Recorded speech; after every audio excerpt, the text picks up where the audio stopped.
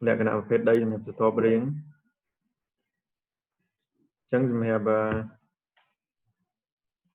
ca kiện nè còn mình sẽ to play nó nhưng thời khá đăng bị đồng hồng trả chó đấy nhưng thời ca Scorpi lẽ cái nào nó bỏ của thiết để nhưng thời ca phở nó không sẽ to play thằng ngon này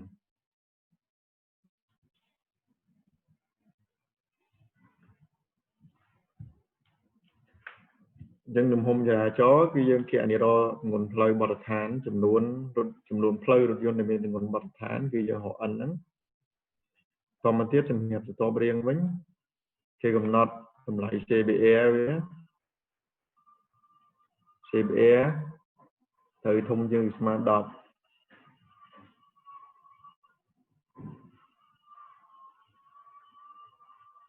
CBE để dân như vậy nắng cứ CBE cây giảm khi đôi OPM CBE cây giảm khi đôi OPM bên đây tha chia lại CBE để thử nâng cùng rất bằng hấp cây sập rám khi rồi thấy chia lại CBE để ban mau pi bị sao rồi làm tất cây mùi màu này mình cây sắp nhất cây mùi màu nhất cứ mà buồn ngày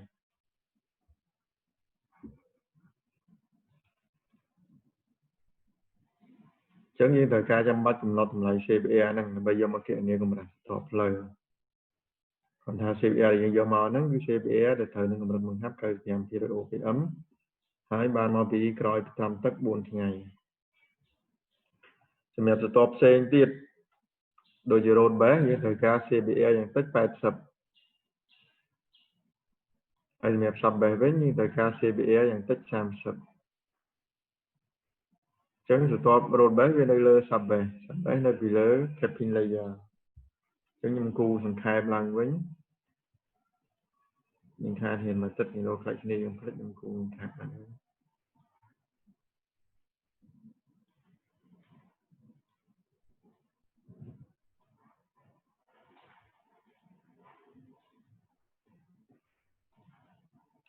top lớn cứ top cho nè varying cost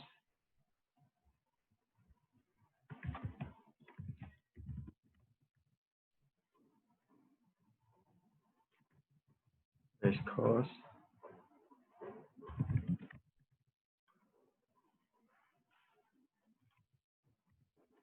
road bé sub bé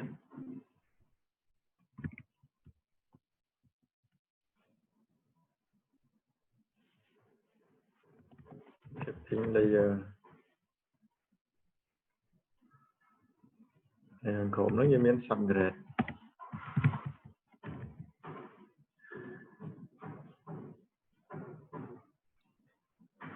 chẳng lòng nó như tha đi mối từ score làm hôm ra chó thì tí thời cầm nó tầm lại shape air box store mùi mùi nắng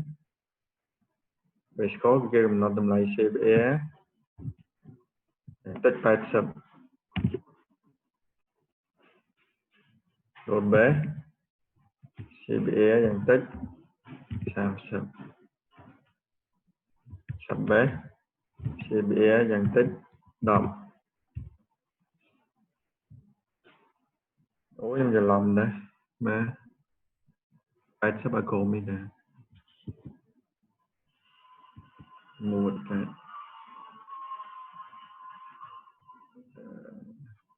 giờ lòng thế này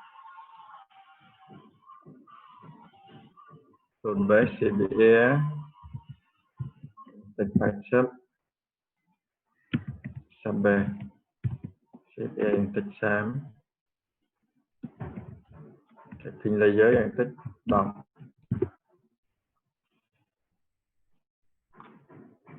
chẳng như thời ca cũng nó tầm lại shape air là bỏ store mùi mùi nắng cái mất giờ về tìmตัวตามแนวคันนั้นแต่เบอร์ยังโยตะเกียนี้ก็มาเลย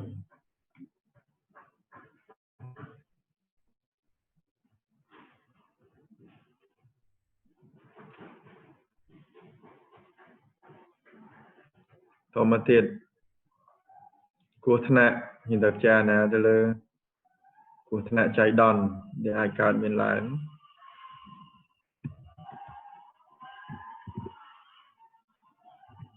ចឹងកន្លែងនេះគេផ្សេងថានៅពេលយើងសិក្សាកម្រាស់ផ្លូវហ្នឹងយើងបានពិចារណាទៅលើទំហំក្របដីការកិនបង្ហាប់កម្រិតសំណើមអីជាដើមដើម្បីធ្វើម៉េចឲ្យវាផ្ទៀងផ្ទាត់តាមស្ពេចដែលគេចង់បានប៉ុន្តែដល់ពេលយើងធ្វើជាក់ស្ដែងនៅខាងឋានដីរបស់យើងវាមិនប្រកាសថាស្មើសាច់ទេអញ្ចឹងទំហំក្របវាអាចខុសគ្នាអាចខុសពីទំហំក្របដែលយើងបានពិសោធន៍នៅខាងឋានការបង្ហាប់ក៏ដូចគ្នាចឹងដែរភាសានៃការឋានយើងពិបាកលាយសំណើមចឹងធ្វើឲ្យការកិនបង្ហាប់របស់យើងនឹងវាអត់បានស្មើសាច់ល្អហើយអាចកន្លែងខ្លះខ្លាំងកន្លែងខ្លះហាប់រៀងខ្សោយចំណុចទាំងអស់ហ្នឹងវាអាចធ្វើឲ្យផ្លូវរបស់យើងមានបញ្ហាហើយយើងត្រូវពិចារណាហើយដូចឧទាហរណ៍មួយទៀតតកតងនឹងទំហំចរាចរណ៍ទំហំចរាចរណ៍យើងរាប់តែក្នុងមួយឆ្នាំទេហើយយើងហៅថ្លៃមធ្យមមកវាតែផ្លូវយើងធ្វើមិនធ្វើសម្រាប់ប្រើមួយឆ្នាំទេយើងធ្វើសម្រាប់ប្រើរយៈពេល5-10ឆ្នាំឬ20ឆ្នាំអញ្ចឹងទំហំចរាចរណ៍ក្នុងរយៈពេល5-10ឬ20ឆ្នាំទៀតហ្នឹងគឺយើងអត់ដឹងច្បាស់លាស់ថាប្រមាណទេអញ្ចឹងយើងត្រូវការប៉ាន់ស្មានកំណែមកវាដល់មានប៉ាន់ស្មានវាមួយឆ្នាំវាកើន5%ឬ7%អញ្ចឹងតែការប៉ាន់ស្មានរបស់យើងនឹងអាចខុសកន្លែងយើងប៉ាន់ស្មានលើសអត់អីទេតែកន្លែងយើងប៉ាន់ស្មានខ្វះជាងប៉ាន់ស្មានទៅឃើញតិចជាងអាទំហំជាក់ស្ដែងអញ្ចឹងក៏ធ្វើផ្លូវរបស់យើងនឹងវាប្រើអត់បានយូរដែរអញ្ចឹងក្នុងនេះគេឲ្យឧទាហរណ៍មួយថា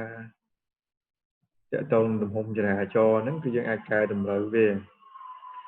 ឧទាហរណ៍ទំហំចរាចរណ៍ដែលយើងមានគឺគេតាំងនៅស្អិនតែជាក់ស្ដែងទំហំចរាចរណ៍ហ្នឹងមិនមែន n ទេជាក់ស្ដែងទំហំចរាចរណ៍ហ្នឹងគឺ n' ដែល n' ហ្នឹងវាអាចមានតម្លៃវាធំជាង n អញ្ចឹងធ្វើហ្នឹងបញ្ហាហ្នឹងអាចធ្វើផ្លូវរបស់យើងហ្នឹងវាប្រើអត់បានយូរដូចដែលយើងចង់បានអញ្ចឹងដើម្បីកុំឲ្យមានបញ្ហាហ្នឹងយើងអាចប៉ាន់ស្មានតម្លៃ n' ហ្នឹងតាមរូបមន្តខាងក្រោមនេះដែលយើងពិចារណាទៅលើកម្រិតលំអៀងហ្នឹងក្នុងនោះមានប៉ារ៉ាម៉ែត្រ2យើងមាន t ហើយនឹងមាន s0 t យើងហៅថា មេគុណ student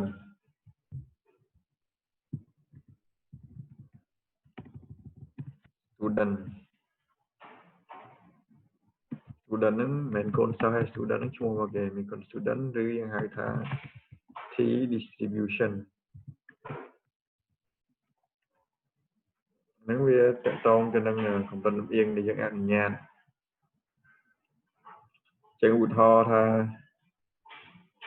យើងទុកចិត្តលទ្ធផលដែលយើងរាប់ទំហំតកតងទំហំចរាចរណ៍ហ្នឹងបើសិនយើងទុកចិត្តហ្នឹងកម្រិតលំអៀងយើងអាចអនុញ្ញាតឲ្យវាលៀងដល់ 50% ក៏អត់អីដែរព្រោះយើងទុកចិត្តថាលទ្ធផលរបស់យើងច្បាស់ហើយអញ្ចឹងយើងយកតម្លៃតេហ្នឹងស្មើ0តែបើយើងអត់ទុកចិត្តយើងចង់បានសមត្ថភាពយើងកុំឲ្យយើងអនុញ្ញាតឲ្យកម្រិតលំអៀងហ្នឹងទៅ 10% បានហើយថាយើងអនុញ្ញាតឲ្យកម្រិតលំអៀងហ្នឹងកាន់តែតូចតម្លៃតេហ្នឹងកាន់តែធំអញ្ចឹងលៀងតែ 10% តេស្មើ1/2លក្ខខណ្ឌលើនេះបើសិនយើងយកតេស្មើ0ពេលនេះជួរូបមន្តយើងកន្លែងនេះតេស្មើ0ទៅពេលនេះ n និង n' យើងស្មើគ្នាតែបើយើងយកតេធំជាង0ចឹង n'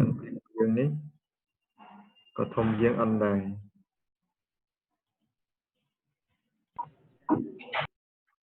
ចឹងយើងនៅសល់មួយទៀតគឺ S0 overall standard deviation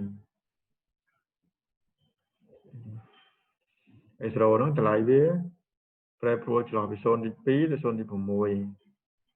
ខណៈ S0 ហ្នឹងតម្លៃវាកាន់តែធំបានន័យថាកម្រិតលំអៀងហ្នឹងធៀបនឹងតម្លៃមធ្យម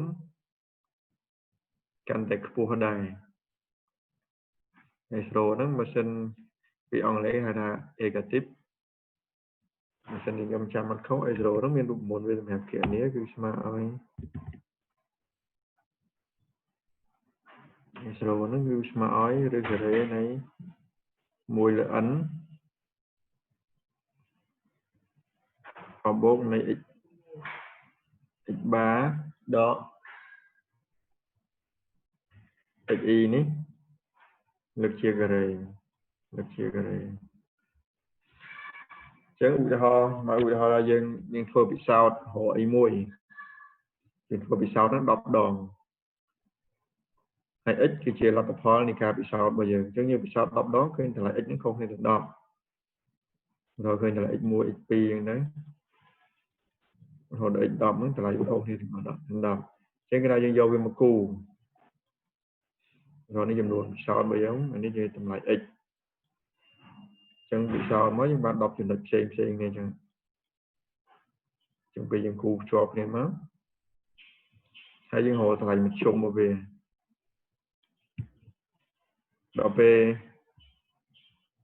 ករណីមួយទៀតយើងពិសោធន៍10 ដងដូចគ្នាអញ្ចឹងតែតម្លៃយើងវាខ្ញុំតាំង x1 ព្រីម x2 ព្រីមហ្នឹងទៅតម្លៃរបស់យើងវាអត់សូវខុសគ្នាច្រើនទេខុសគ្នាដែរតែខុសគ្នាតិចតួចអញ្ចឹងខ្ញុំគូមកបានខ្សែកោងមួយទៀតខុសគ្នាតិចតួចអញ្ចឹងនេះយើងរកមកបានតម្លៃមធ្យមមួយទៀតចាខ្សែកោងពណ៌ក្រហមហ្នឹងដោយសារលទ្ធផលរបស់យើងវាអៀងគ្នាច្រើន x bar ជាតម្លៃមធ្យមនេះដាក់ x ព្រីម bar ទៅហើយលើនេះ x bar ទៅចឹងគេថាលទ្ធផលនៃពិសោធន៍10 ដងលទ្ធផលប្រហែលគ្នាបានន័យថាតម្លៃ a0 ហ្នឹងតូចតែបើសិនជាលទ្ធផលនៃពិសោធន៍10 ដងតម្លៃខុសគ្នាច្រើនដើម្បីតម្លៃ a0 នេះធំក្រុមតម្លៃ a0 នេះតូចតោះនេះចឹងមានន័យថាកាន់តែ a0 កាន់តែតូចតម្លៃ0នេះ2នេះគឺកម្រិតលំអៀងតិចបើ a0 0នេះ6កម្រិតលំអៀងខ្ពស់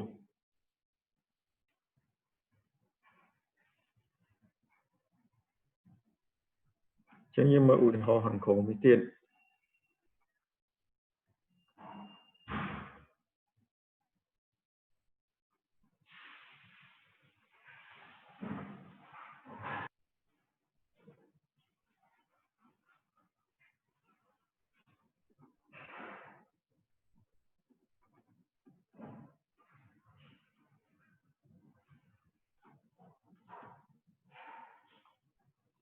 ឧទាហរណ៍ខាងក្រោមនេះគេមានតម្លៃ n ស្មើ 1.5 គុណ10ស្មើ6គេមានតម្លៃ t ស្មើ 1.2 ហើយគេចង់គណនាតម្លៃ x ដល់យើងឲ្យតម្លៃ n ព្រីមហ្នឹងប្រែប្រួលអញ្ចឹងបើយើងទាញតាមរូបមន្តខាងលើនេះរូបមន្តខាងលើនេះអាចសរសេរថាលោក n ព្រីមដកលោក n ស្មើ t គុណ x0 តមកទៀតលោក n ព្រីមដកលោក n យើងអាចសរសេរថាស្មើលោកនៃ n ព្រីមលើ n បានស្មើ t 0អញ្ចឹងបើយើងទាញរកតម្លៃ x0 វាត្រូវស្មើឲ្យ1នៅលើ t លោកនៃ n ព្រីមលើ n បើយើងយកតម្លៃ t 1.2អញ្ចឹងលោកនៃ n ព្រីមលើ n អញ្ចឹងក្នុងនេះគេឲ្យតម្លៃ n ព្រីមលើ n ហ្នឹងប្រែប្រួលចន្លោះពី1ទៅ6ហើយសម្រាប់តម្លៃ n ព្រីមលើ n នីមួយយើងយកវាចូលក្នុងរូបមន្តនេះដើម្បីគណនារកតម្លៃ x0 អញ្ចឹងពេល n ព្រីមលើ n ស្មើ1អញ្ចឹងក្នុងរូបមន្ត x0 នេះវាទៅជាលោកនៃ1ហើយលោកនៃ1ឃើញ a យើងស្មើ0ពី n ព្រីមលើ n ស្មើ2ចូលក្នុងរូបមន្តមកគណនាមកបាន x0 ស្មើប៉ុណ្នេះ n ព្រីមលើ n ស្មើ6ឃើញ x0 ស្មើប៉ុណ្នេះអញ្ចឹងសម្រាប់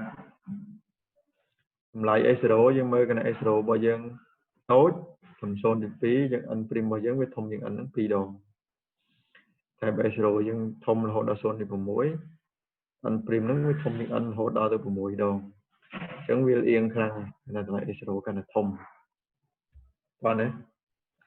យើងមានអីឆ្ងល់ហើយខ្ញុំបញ្យល់ដល់ត្រឹមហ្នឹងមានអីឆ្ងល់អត់លោកគ្រូសូមបញ្ជាក់កន្លែង n និង n ព្រីមទេបង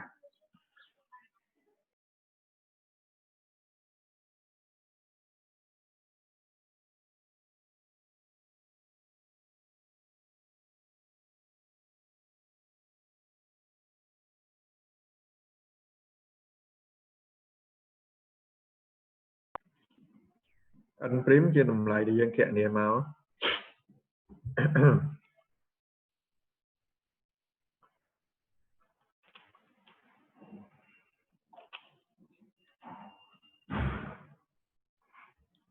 n ព្រីមជាតម្លៃយើងគណនាតាមរូបមន្តខាងលើមិញមក n ជាតម្លៃយើងគណនាតាមរូបមន្តខាងលើនេះមកនេះ n គណនាតាមរូបមន្តហ្នឹងមកដល់ពេល n ព្រីមជាតម្លៃកែតម្រូវរបស់ n ហ្នឹងដែលយើងគិតនៅកម្រិតលំអៀងចូលបាទន័យថា n ព្រីមហ្នឹងជាតម្លៃសុវត្ថិភាពតោះណាព្រោះដូចខ្ញុំនិយាយមិញអញ្ចឹងពេលយើងរាប់ចំនួនរថយន្តយើងរាប់ក្នុងរយៈពេល1ឆ្នាំទេប៉ុន្តែផ្លូវយើងសង់សម្រាប់ប្រើរយៈពេលច្រើនឆ្នាំជាង10ឆ្នាំឬក៏ជាង20ឆ្នាំអញ្ចឹងនៅឆ្នាំបន្ទាប់ហ្នឹងគឺយើងប៉ាន់ស្មានកំណើនចរាចរណ៍តាមរយៈតម្លៃរបស់ e អញ្ចឹងជួនកាលយើងប៉ាន់ស្មានទៅវាអាចប៉ាន់ស្មានស្ទើរអញ្ចឹងនាំឲ្យផ្លូវរបស់យើងថាយើងចង់ប្រើ20ឆ្នាំស្រាប់យើងប៉ាន់ស្មានកំណើនចរាចរណ៍ហ្នឹងស្ទើរតិចជាងជាក់ស្ដែងអញ្ចឹងផ្លូវរបស់យើងវាប្រើបានតែ10ឆ្នាំឬ5-10ឆ្នាំតែបើយើងយកតម្លៃ n ព្រីមមកប្រើអាហ្នឹងយើងធានាគុណភាពផ្លូវរបស់យើងហ្នឹងវាប្រើបានយូរព្រោះនេះតន់គ្រូតន់អញ្ចឹងមាននៅក្រោមទៀត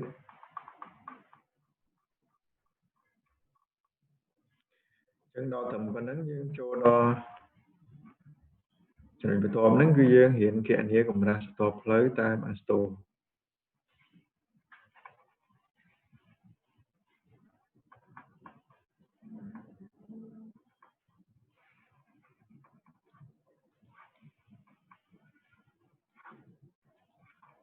គណនាកម្រាស់ស្ទប់ផ្លូវតាមអាស្តូ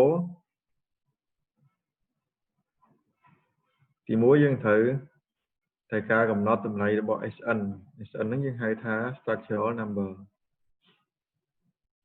SN ហ្នឹងគឺយើងបានមកពី graphic បើយើងចង់គណនាក៏បានយើងមើលតាម graphic ក៏បានប៉ុន្តែទូទៅគឺគេមើលតាម graphic ដោយសារការគណនាវាស្មុគស្មាញយើងមើលតាម graphic យើងបានលទ្ធផលមកលឿនជាងតែដើម្បីបាន SN ហ្នឹងគេត្រូវការយើងមើលក្នុងរូបខាងក្រោមនេះហ្មងទៅដើម្បីបានតម្លៃ SN គេត្រូវការស្គាល់តម្លៃរបស់ A គេហៅថា reliability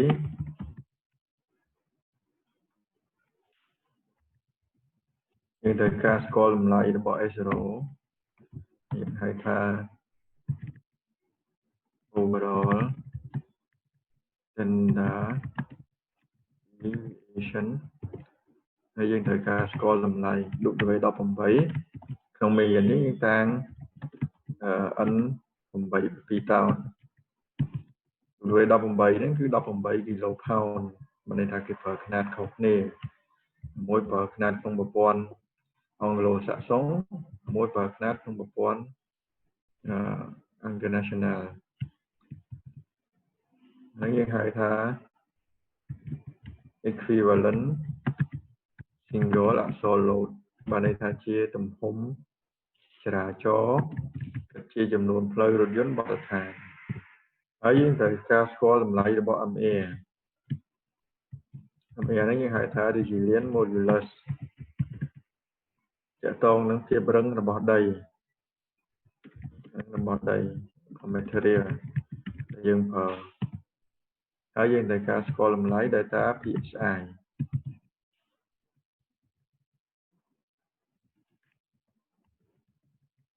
PSI នេះហៅថា loss or serviceability តើយើងមានតម្លៃរបស់ប៉ារ៉ាម៉ែត្រទាំង5ហ្នឹងទើបយើងអាចរកតម្លៃ SN បានអញ្ចឹងយើងមើលឧទាហរណ៍នេះគេឲ្យតម្លៃរបស់ប៉ារ៉ាម៉ែត្រទាំង5ដែលខ្ញុំនិយាយមិញហ្នឹងហើយគេឲ្យយើងរកតម្លៃ SN គេរកទៅឃើញ5អញ្ចឹងខ្ញុំបញ្យល់យើងថាយើងមើលមិនឃើញតម្លៃ SN ហ្នឹងស្មើ5អញ្ចឹងយើងមើលទាំងអស់គ្នាព្រោះអីកាលណាយើងអត់ចេះរកតម្លៃ SN ហ្នឹងឬក៏យើងរកទៅខុសដល់ពេលយើងគណនាកម្រាស់ស្រទាប់ផ្លូវយើងគណនាទៅខុសដែរអញ្ចឹងចាំបាច់យើងត្រូវរកតម្លៃ SN ហ្នឹងឲ្យត្រូវអញ្ចឹងដើម្បីមើល graphic ហ្នឹងគឺយើងមើលពីខាងឆ្វេងដៃទៅយើងធ្វើដំណើរចេញពីតម្លៃ A នេះទៅ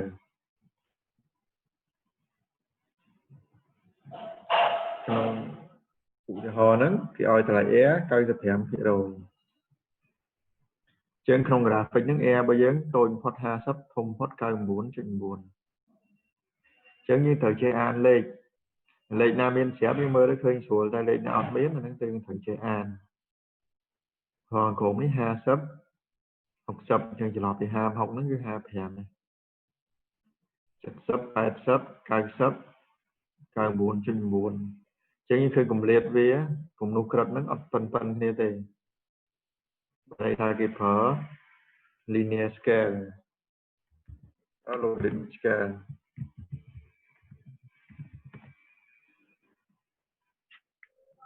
logarithmic scale ហ្នឹងគឺគំនូសក្រិតយើងពីគំនូសក្រិតយើងមួយប្លោះហ្នឹងអត់ប៉ុនគ្នាទេបើសិនជាគេប្រើ linear scale អាហ្នឹងបានគំនូសក្រិតមួយប្លោះហ្នឹងប៉ុនគ្នាអញ្ចឹងពីរហ្នឹងអត់ដូចគ្នាទេមួយ logarit មួយ linear យើងមើលតាម graphic ហ្នឹងយើងត្រូវការមើលស្មានដែរព្រោះអីគំនូសក្រិតហ្នឹងអត់ស្មើគ្នាវាជា logarithmic scale អញ្ចឹង95វានៅកន្លែងនេះកន្លែងហ្នឹងគឺ A ស្មើ95%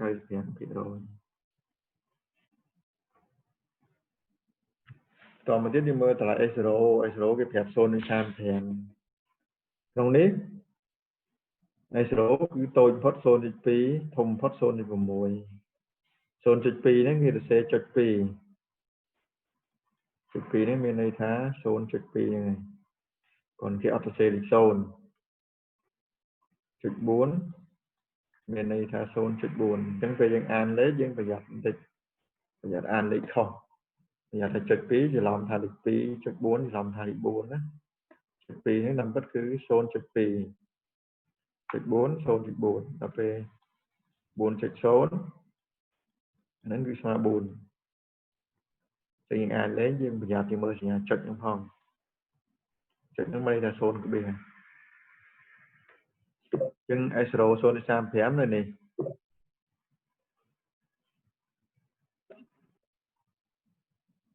អញ្ចឹងយើងគូបន្ទាត់ភ្ជាប់គ្នាមកចេញពីតម្លៃ A ស្មើ 95% ហ្នឹងហើយកាត់តាមតម្លៃ S0 0.35 ហ្នឹងទៅគូមកបានបន្ទាត់មួយនេះយើងបន្លាយវាពេលយើងគូកាត់តាមពីចំណុចហ្នឹងហើយបន្លាយវាដល់បន្ទាត់ឈរមួយនេះយើងឈប់ត្រឹមប៉ុណ្ណឹងយើងមើលតម្លៃ W18 W18 វាប្រាប់5គុណ10គុណ6 5គុណ10គុណ6ស្មើប៉ុន្មានលាន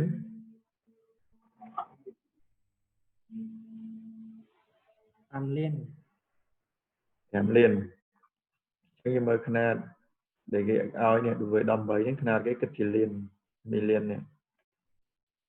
អញ្ចឹងបើថាលេខហ្នឹងគឺគេគុណនឹង10គុណ6ហើយជាង W18 ស្មើ5គុណ10គុណ6យើងរកលេខ5ទៅហើយលេខ5ហ្នឹងគឺគុណនឹង10គុណ6ហើយស្រេចហ្នឹងអញ្ចឹង5នេះ5 10គុណ6 Việt chỉ làm mà khóm á khóm lấy này mày lịch phèm ấy này nó cứ xôn chụp phèm ấy bởi vì đã chụp nó bị mộc nó về lấy này phèm chụp xôn mà lịch phèm chứng như khu vực toa cho về cho nó trong này toa điều mình nó là cắt tam tại về âm bảy mà phèm đấy hay phải lại đó là toa cho ní toa mình đi chụp tầm bên đằng sớm như mưa lại âm e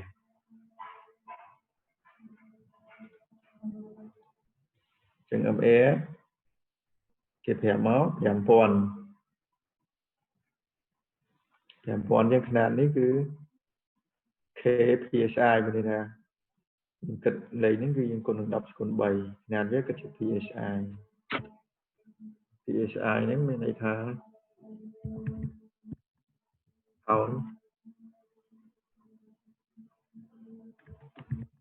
square inch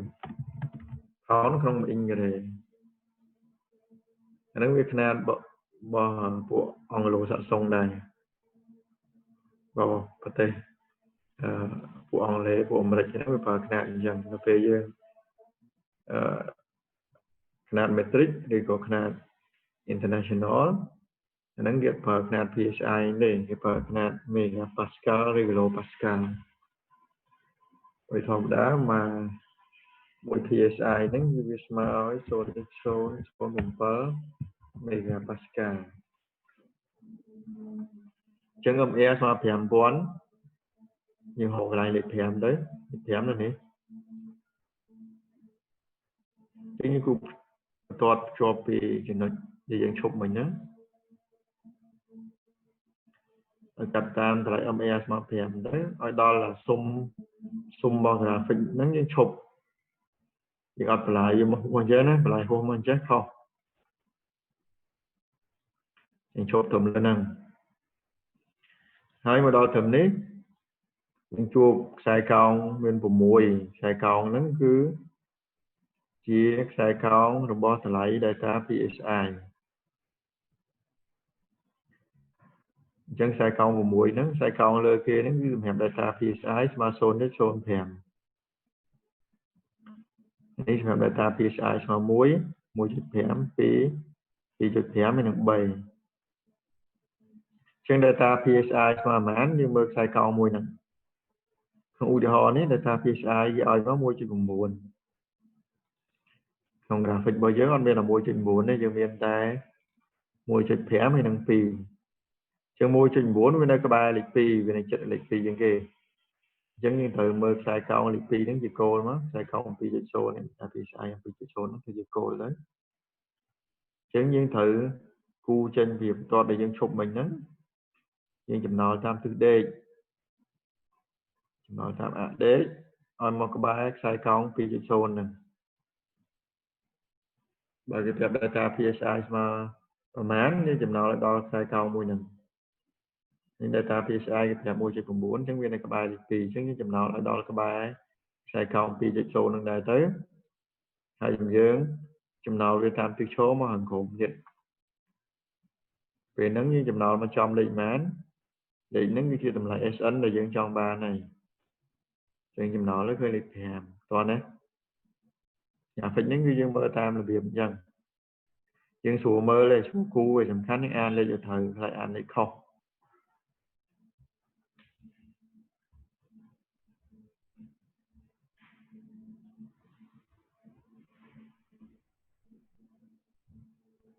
នោះចុះសមត្ថភាពទាំងអស់ហ្នឹងបានពីពិសោធន៍មែនទេ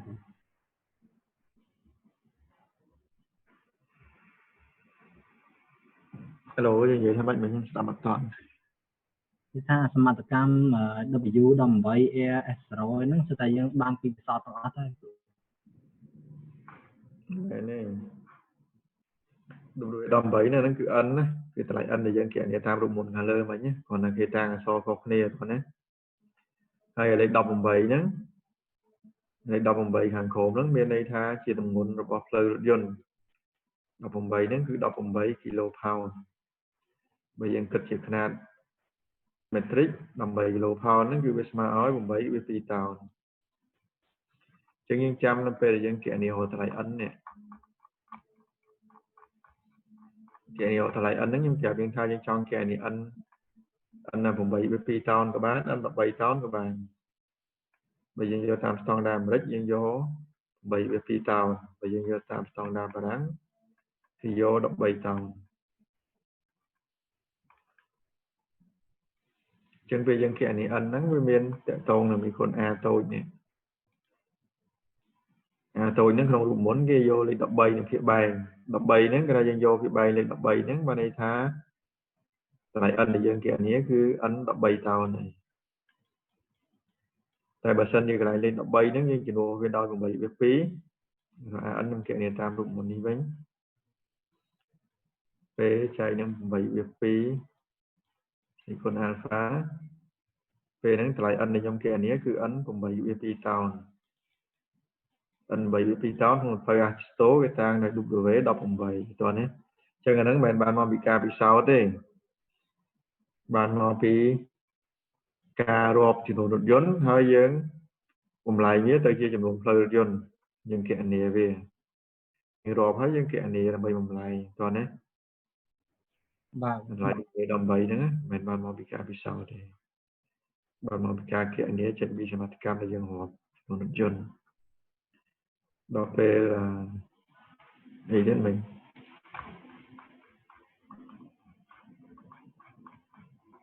đó về lại bỏ này về thì hai tham mấy con nộp chấtคือវាតកតងនឹងប្រភេទផ្លូវហ្នឹងយើងមិនបាច់បារម្ភទេអាស្តូវាមានតារាងមួយយើងផ្លូវប្រភេទណាប្រើថ្លៃ air ហ្នឹងប្រហែលផ្លូវប្រភេទណាប្រើថ្លៃ air ហ្នឹងប្រហែលអញ្ចឹងអាហ្នឹងក៏មិនបានមកពីការពិសោធន៍ដែរគេមានតារាងគេហើយហើយយើងចាំតែអានតម្លៃលេខហ្នឹងពីតារាងមកទីទៀតខ្ញុំបង្ហាញយើងដល់ពេល S0 គេកំណត់តម្លៃវាចន្លោះពី 0.2 ទៅ 0.6 អាស្តូគេអត់មានប្រាប់យើងថា S0 ហ្នឹងត្រូវយកតម្លៃប៉ុន្មានទេទូទៅយើងពិបាកកំណត់ដែរអត់ដឹង S0 ហ្នឹងយកប៉ុន្មានចឹងយើងអាចយកតម្លៃមធ្យមទៅអាចចន្លោះពី 0.3 ទៅ 0.4 ទៅ S0 ហ្នឹងបើដូចខ្ញុំនិយាយមិនអញ្ចឹង S0 ហ្នឹងវាតកតងនឹងកម្រិតលំអៀងរបស់ទំហំចរាចរណ៍ដែលយើងរាប់កណាវាលអៀងច្រើនយើងយកតម្លៃ S0 ហ្នឹងធំប៉ុន្តែដើម្បីដឹងថាវាលអៀងច្រើនអៀងតិចតើយើងរាប់ចំនួនរថយន្តហ្នឹងយើងរាប់បើយើងធ្វើ statistic ធ្វើស្ថិតិតើយើងមានតម្លៃ n ហ្នឹងច្រើនឧទាហរណ៍ថាយើងប៉ាន់ស្មានកំណើនរថយន្ត 3% ឆ្នាំនេះយើងរាប់ទៅដឹងយើងឆ្នាំក្រោយយើងគិតថាវាកើនប៉ុណ្ណេះចឹងដល់ពេលឆ្នាំក្រោយយើងរាប់ជាក់ស្ដែងទៀតហើយយើងយកតម្លៃដែលយើងរាប់ជាក់ស្ដែងមកធៀបជាមួយនឹងតម្លៃយើងប៉ាន់ស្មានយើងធ្វើចឹងយ៉ាងហោចណាស់បាន3 4 5ឆ្នាំជាប់គ្នាទៅដើម្បីយើងប្រៀបធៀបគ្នាគេអានេះរកតម្លៃ S0 ហ្នឹងបាទដល់ពេល MA នេះបានយើងបានមកពីការពិសោធន៍ MA ហ្នឹងវាតកតងនឹងលក្ខណៈរបស់រូបធាតុដែលយើងយកមកប្រើឧទាហរណ៍ថាយើងចង់គណនាតម្លៃ SN របស់ស្រទាប់មូលដ្ឋានឧទាហរណ៍យើងប្រើដីព្រោះក្រហមចឹងដីព្រោះក្រហមដែលយើងប្រើហ្នឹងយើងត្រូវយកវាមកពិសោធន៍ដើម្បីដឹងថាតម្លៃ MA វាស្មើប៉ុន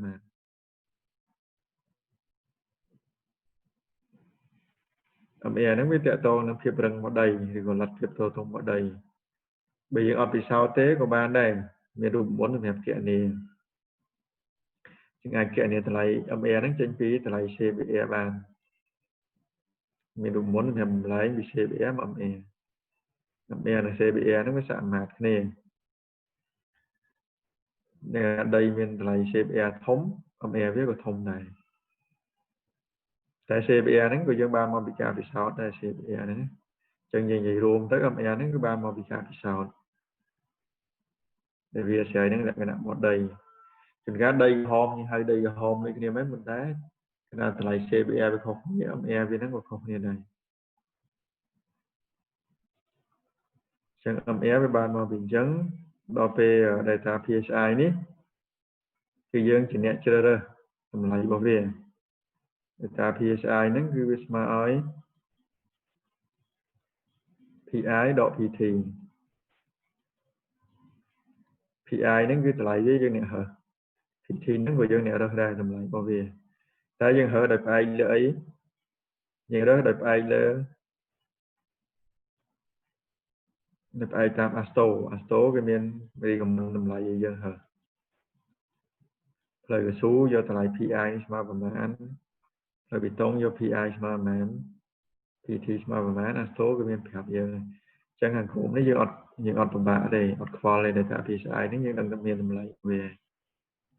ស្អីដែលពិបាកជាងគេគឺ W18 ហ្នឹងយើងត្រូវការរាប់ចំនួនចរាចរណ៍ផងយើងត្រូវការរាប់ចំនួនផ្លូវរថយន្តផងត្រូវការដឹងពីទម្ងន់វាផងមកគណនាចេញ W18 ហ្នឹងវាវែងឆ្ងាយត្រូវការមានទិន្នន័យច្រើនបើអានេះអត់បញ្ហា A0 យើងអត់អាចដឹងយកប្រមាណដែរតែយើងយកតម្លៃមិនជុំទៅចន្លោះពី0.3ទៅ0.5ហ្នឹងទៅអញ្ចឹងអត់អីទេ MR នេះបានមកពីការពិសោធន៍អញ្ចឹង MR នេះក៏អត់បញ្ហាដែរយើងពិសោធន៍អត់បានយើងអត់មានឧបករណ៍ពិសោធន៍យើងអាចគណនាវាចេញពី CBR បានតែ PSI ក៏អត់ពិបាកដែរបាក់ជាងគេគឺ W18 ហ្នឹងដើម្បីបានតម្លៃរបស់វាមកយើងត្រូវការឆ្លងកាត់ការរាប់ចំនួនរថយន្តហ្នឹងច្រើនថ្ងៃច្រើនខែរាប់ហើយត្រូវរាប់ឲ្យច្បាស់ហើយត្រូវយកមកគណនាទៀតពេលនេះទៀតខ្ញុំនឹងបញ្យល់ពួកយើងពីចំណុចមួយហ្នឹងលម្អិតបន្ថែមទៀត W18 ខ្ញុំបានបញ្យល់នៅខាងលើហើយយើងនឹងស្គាល់តែក៏ SN យើងអត់មានຂະຫນາດទេ អត់មានຂະຫນາດទេបាទអរគុណ ស្គាល់តែ air នេះ MR និង data PSI នេះតិចខ្ញុំបញ្យល់យើងអត់តិចធ្វើម៉េចបានតម្លៃវាមកអញ្ចឹងមិញខ្ញុំបញ្យល់ graphic មិញយើងយល់ទេ